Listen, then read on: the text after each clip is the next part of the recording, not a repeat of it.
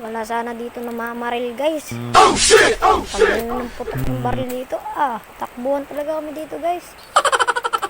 Yo, what up guys? So, wala tayo ngayong pasok. So, ang gagawin natin ngayon is pupunta sa kabukiran. Ng ulam.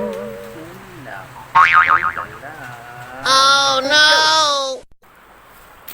Wow! Nangangawa ng gulay na hindi nagpapaalam. Hindi nagpapaalam si Papa, guys.